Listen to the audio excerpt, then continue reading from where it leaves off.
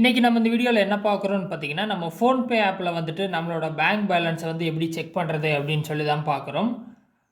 So இதை பார்த்தீங்கன்னா நிறைய பேருக்கு தெரிஞ்சிருக்கும். பட் இன்னும் புதுசாக வரவங்களுக்கு பார்த்தீங்கன்னா, அந்த ஆப் வந்து எப்படி கரெக்டாக யூஸ் பண்ணுறது அப்படின்னு சொல்லி தெரியல. ஸோ அவங்களுக்காக தான் மெயினாக இந்த வீடியோ.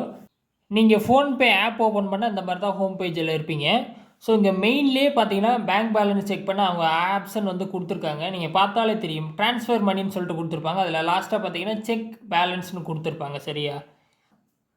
ஸோ செக் பேலன்ஸ் அப்படின்னு சொல்லிட்டு புது பேஜ் வரும். இந்த பேஜில் பார்த்தீங்கன்னா மேலே உங்கள் பேங்க் நேம் கொடுத்துட்டு அக்கௌண்ட் நம்பரோட லாஸ்ட் 4 டிஜிட் கொடுத்துருப்பாங்க. அந்த ஆப்ஷனை நீங்கள் கிளிக் பண்ணணும். கிளிக் பண்ணிங்க அப்படின்னா உங்களோட யூபிஐ பின்னை வந்து என்டர் பண்ண சொல்லும். ஸோ உங்கள் யூபிஐ பின்னை என்டர் பண்ணிங்க அப்படின்னா உங்கள் பேலன்ஸை நீங்கள் செக் பண்ணிக்கலாம்.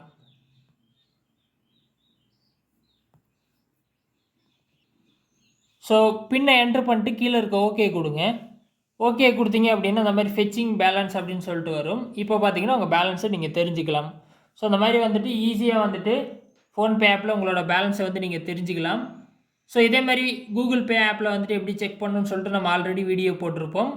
இது ரொம்ப சிம்பிளான வீடியோ தான். பட் இது இல்லாமல் வேறு என்ன டவுட் இருந்தாலும் கமெண்ட்ஸில் சொல்லுங்கள். நான் வீடியோ போஸ்ட் பண்ணுறேன். ஃபஸ்ட் டைம் சேனல் வந்திருந்தால் சப்ஸ்கிரைப் பண்ணி சப்போர்ட் பண்ணுங்கள். இன்னொரு யூஸ்ஃபுல்லான வீடியோவில் உங்களை நாளைக்கு சந்திக்கிறேன். நன்றி, வணக்கம்.